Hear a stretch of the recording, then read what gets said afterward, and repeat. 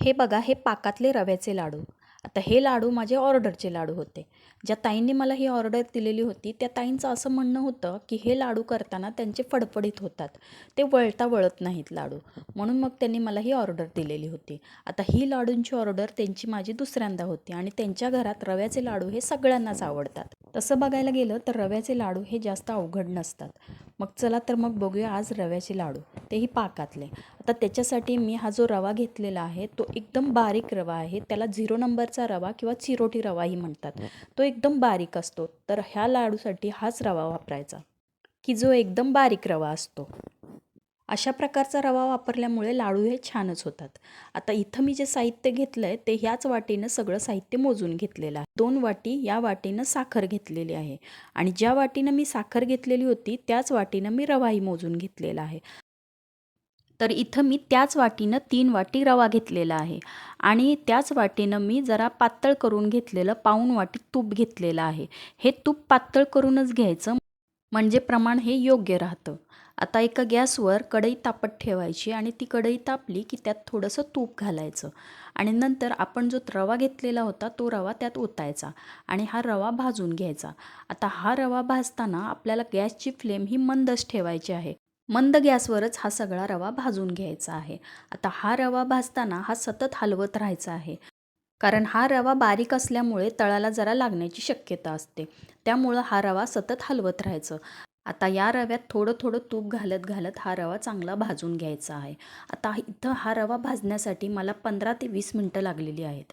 हा रवा भाजताना गॅस मंद केल्यामुळे हा रवा चांगला भाजला जातो. आता इथं जे तूप आहे ते 3 ते 4 वेळेला थोडं थोडं करत हा रवा भाजून घ्यायचा आहे.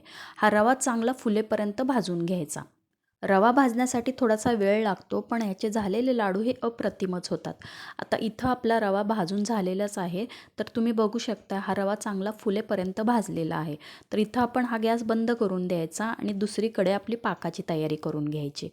तर एक पातेलं घ्यायचं आणि त्यात जी आपण साखर घेतलेली होती ती साखर त्यात घालायची आणि त्यात पाणी जेवढे साखर भिजते तेवढंच पाणी घालायचं. म्हणजे मग आपला पाकही लवकर येतो आणि गॅसही वाचतो.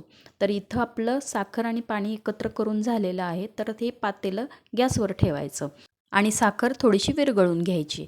ही साखर थोडी विरघळल्यानंतर हा पाक तयार करून घ्यायचा. आता हा पाक ओळखण्यासाठी हे बघा मी इथं सांगते, अशा प्रकारे हा पाक ओळखायचा. अशी जर थोडीशी तार झाली की मग म्हणायचं आपला पाक झालेला आहे. तर यावेळेस हा गॅस इथं बंद करून द्यायचा आणि गॅस बंद केल्यानंतर मग वेलदोड्याची पूड घालायची.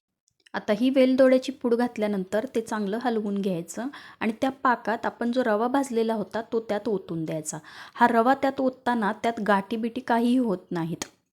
रवा हा चांगला त्या पाकात मिक्स करून घ्यायचा. सगळं मिश्रण चांगलं हलवून घ्यायचं आणि ते एकत्र करून घ्यायचं.